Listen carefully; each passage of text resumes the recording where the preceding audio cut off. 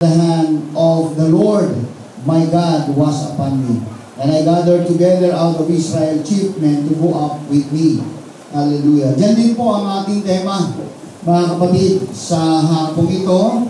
Hallelujah. The hand of the Lord my God was upon me. Yun po yung kagandahan, mga kapatid. Mag-pray muna po tayo. Dakilang Diyos, marami pong salamat sa hapong ito, sa mga kapatiran, hallelujah, sa mga taga-Kamarin, Panginoon, taga-Bitungol, taga-Sunlight, Panginoon, hallelujah, St. Francis, O God, Lord, at maging dito sa Muson, Panginoon, o mayroon ng Panginoon, taga-Baybay Lady, Panginoon, o Bicol, Panginoon, O God, hallelujah, maraming salamat sa iyo, Panginoon. Lord, sa hapong ito, pinupuri ka namin at sinasamba ka namin, Panginoon.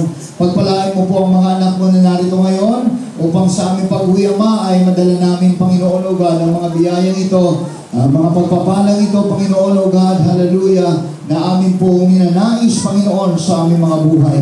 Maraming pong salamat, dakilang Diyos, hallelujah. Kaya, Panginoon, pinupuri ka namin at sinasamba ka namin, Panginoon. Hallelujah, dahil mabuti ka sa aming mga buhay. Kanina pa lamang, Panginoon, ay nararamdaman na namin, Panginoon. Hallelujah, hindi lamang ang init ng panahon, kundi ang init ang pagpupuri namin sa iyo, O God. Kaya salamat po, Ama. Salamat sa iyong kabutihan. Salamat sa mga biyaya mo, Panginoon. Kaya, O Diyos, hallelujah, purihin ka. In the name of Jesus Christ, we pray.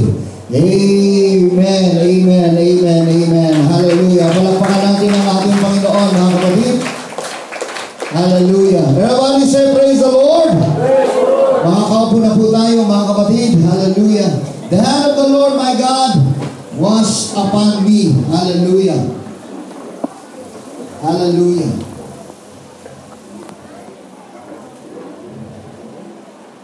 Praise the Lord. Ito po yung mensahe, mga kapatid ko, sa Lumang Tipan, sa pamamagitan po ng isang manggagawa ng Diyos. Hallelujah, ang pangalan ay si Ezra. Hallelujah. Hindi po natin gaano pamilya nito kung hindi tayo nagbabasa ng Lumang Tipan, mga kapatid. Pero dito, sa kanya pong pagiging isang lingkod ng Panginoon, hallelujah, napakalaki po ng kanyang kampanin, napakalaki ng kanyang tungkulin, mga kapatid, bilang isang lingkod ng Panginoon. Hallelujah. Pero ang kagandahan doon, mga kapatid, sa kabila ng kanyang mga challenges sa buhay, sa kabila ng mga nararanasan niya sa kanyang buhay, ay ganoon na lamang ang kanyang pagtitiwala sa Panginoon. Hallelujah! Napakalaki ng kanyang pagtitiwala sa Panginoon, mga kapatid.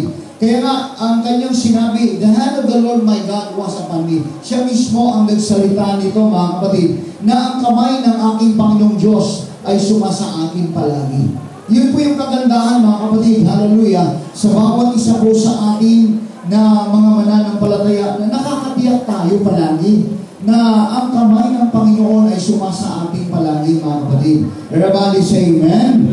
Kasi pagka ang Panginoon, lalo na ang kamay ng Panginoon ay sumasa atin, mga kapatid ko, hallelujah, ano man ang pwedeng maranasan natin sa ating mga buhay, ay masasabi natin, mga kapatid ko, na yung katiyakan, yung katiyakan, mga kapatid, hallelujah, na pwedeng gawin ng ating Panginoon, mga kapatid ko, sa buhay po natin, ay masabi natin firm, hallelujah, maayos, mga kapatid, kasi nga, ay naroon palagi, mga kapatid, sumasa atin itong kamay ng ating Panginoon.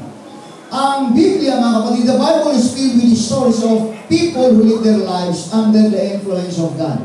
May kita po natin ang Biblia, mga kapatid, puno-puno po ng istorya ito. Hallelujah.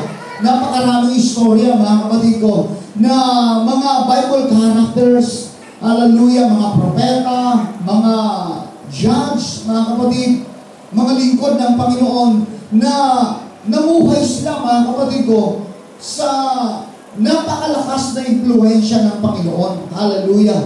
Kaya nga dito, sa pamamagitan daw ng isang napakalalim na pananampalataya, mga kapatid, through faith and willingness to serve. Yun yung importante, mga kapatid. Hallelujah. At ang Diyos daw, mga kapatid ko, ay gumagamit para mag-fulfill yung kanyang mga purposes sa buhay po natin. Hallelujah. Everybody say amen.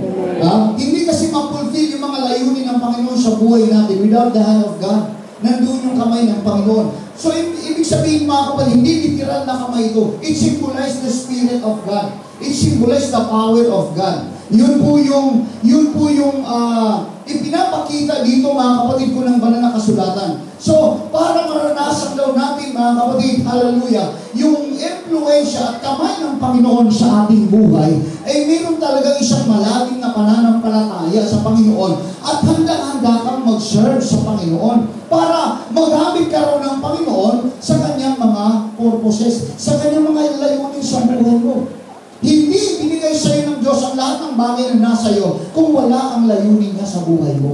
Everybody say amen? May layunin ng Panginoon sa lahat daw ng bagay. Kaya nga mga kapatid, ang mga propeta, hallelujah, mga lingkod ng Panginoon, ang mga pastoral noon sa lumang tipan, mga kapatid, hallelujah, may kita mo punong-puno po sila ng pagtitiwala sa Panginoon dahil nga mga kapatid, ang kanilang buhay na impluensya talaga ng Diyos. Hallelujah. Yun yung importante. Yung impluensya ng Diyos, mga kapatid. Kasi pagka ang impluensya ng Diyos makakilos sa ating mga buhay, dito lalalim ang pananampalataya natin, mga kapatid ko. Hallelujah. Kaya nga mga kapatid, sa totoo lang, pagka malalim ang pananampalataya mo sa Panginoon at willing ka to serve God, walang pwede makakahadlang nito eh. Yes. Walang pwede makakahadlang. Amen ba mga kapatid? Walang pwede makakahadlang sa anumang bagay mga kapatid kasi gusto mo ang purpose ng Panginoon sa buhay mo bilang isang tao ay mapangyari. Gusto mo mapangyari mga kapatid? Gusto mo ang buhay mo magiging ganap? Gusto mo ang buhay mo maging masaya? Gusto mo ang buhay mo ay mapuno ng pagpapala mga kapatid? Hallelujah! Eh nandun talaga yung isang malalim na pananampalataya na ang kamay ng Panginoon makakakilos sa buhay mo. At isa dito mga kapatid ko, si Ezra. Ezra is one such example of what can happen when a person determines to seek God. Kapag ang isang tao raw mga kapatid, handang hanapin talaga ang Diyos mga kapatid ko. Hallelujah! Ito raw po ang nangyayari. Everybody say amen. Everybody say praise the Lord.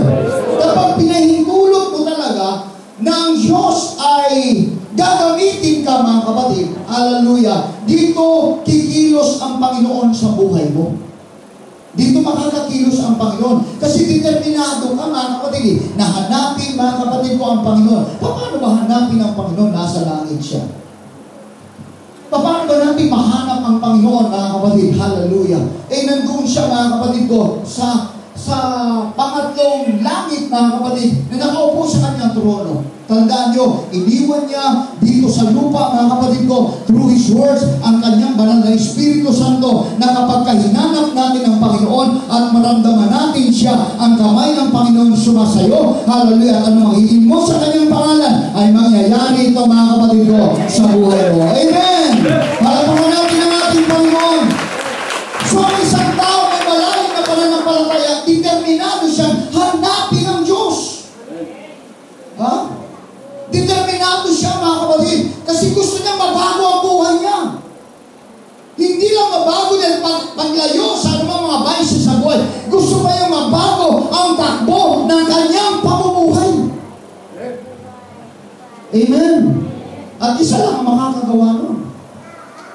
Hindi yung kaalaman mo. Isa lang makakagawa nun ang ating Panginoong Jesucristo. Palapakan natin si Lord mga kapatid. Kaya pagka pinahintulot mo raw sa iyong sarili mga kapatid na magamit ka ng Panginoon sa anumang bagay mga kapatid ko, may kita mo kung paano kikilos ang Panginoon. Ito si Ezra, hindi siya propeta. Si Ezra mga kapatid ko, hindi po siya judge. Si Ezra mga kapatid ko, hallelujah, hindi po siya talaga mga kapatid inutusan at magiging man of God. Hindi po siya messenger mga kapatid. Alam niyo kung ano siya?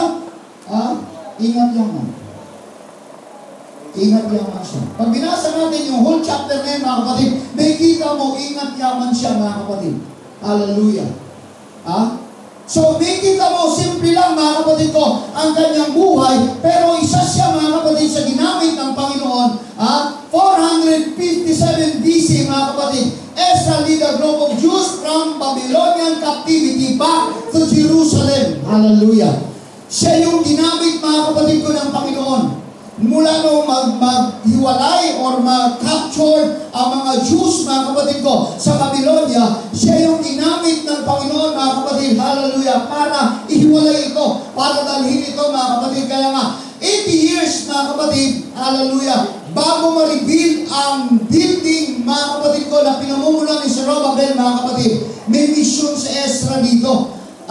Para i-restore ang mga anak ng Diyos. Yes. Mayroong restoration. Yes. Hallelujah. Everybody say amen. Amen. Mayroong restoration, mga kapatid. May ginamit ang Panginoon para lahat daw nung na-active, mga kapatid, lahat daw, mga kapatid ko, yung mga pinahirapan, lahat daw, mga kapatid ko, hallelujah, nakakulong, lahat, mga kapatid ko, ang nakaranas, mga kapatid ko, ng napakabibigat na mga problema sa kanilang buhay, bunga ng captivity na yun, mga kapatid, hallelujah, si Ezra ang ginamit para ilabas ito, para palayain sila, mga kapatid. Everybody say amen.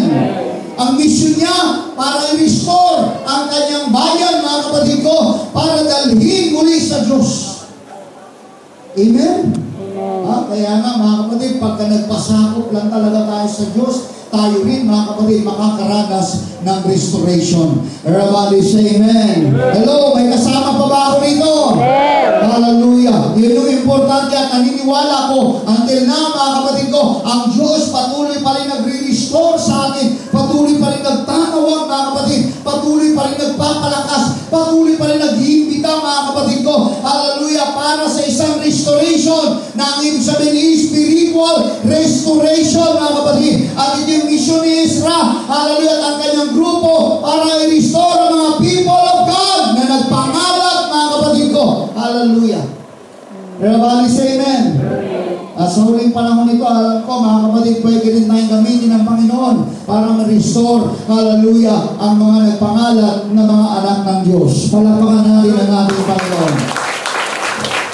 Basta pagka ang kamay ng Diyos na sa iyo, ikaw ang pwedeng gamitin ng Panginoon para ma-restore, mga kapatid ko, ang mga nagpangalat na mga anak ng Diyos. Maraming naglipa ng mga anak ng Diyos dyan. Hallelujah! Kailangan lang ng restoration. Kailangan lang daw, mga kapatid ko, hallelujah, ng mga tao, mga people of God, na mayroong burden, mayroong passion, mga kapatid, para restore ang mga tao ito sa kanilang mga problema. Everybody say amen! Kaya mayroon din tayong mission.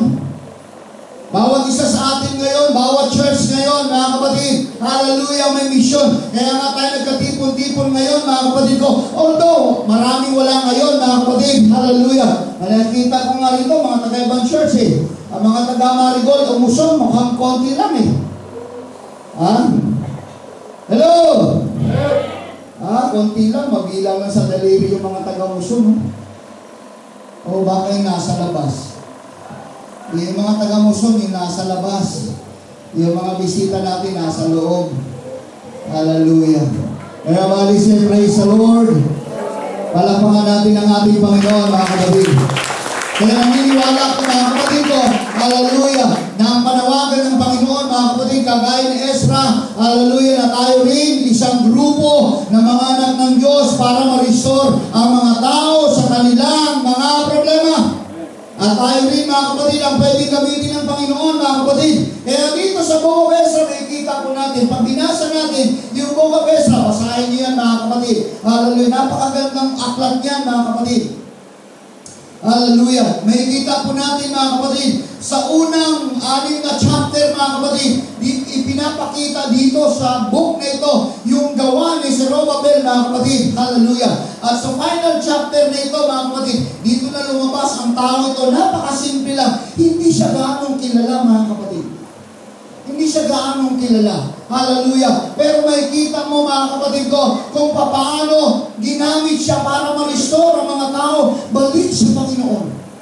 Kaya nga, ang Diyos talaga, hindi tumitingin kung sino tao Ang Diyos tumitingin talaga sa puso, mga kapatid. Amen? Hindi niya kailangan, mga kapatid ko, ang tao, mga kapatid, na mapagmalaki. Kailangan ng Diyos, hallelujah, ng papakumbaba. At isang tao, mga kapatid, na hanggang magparami sa Panginoon, habang nagsasaliksik siya, doon kumikilos ang ating mahal na Panginoon, mga kapatid. Amen? Habang patuloy daw tayo nagsasaliksik. Habang patuloy daw natin, mga kapatid ko, ng buhay natin, hallelujah, hallelujah, ay papagamit sa ating Panginoon, doon daw natin mararanasan palagi ang kamay ng ating Diyos sa buhay. Amen? Habang nagbibigay ka ng buhay mo sa Panginoon, mas lalo ang kamay ng Panginoon sumasayo, kapatid ko. Habang ang sarili mo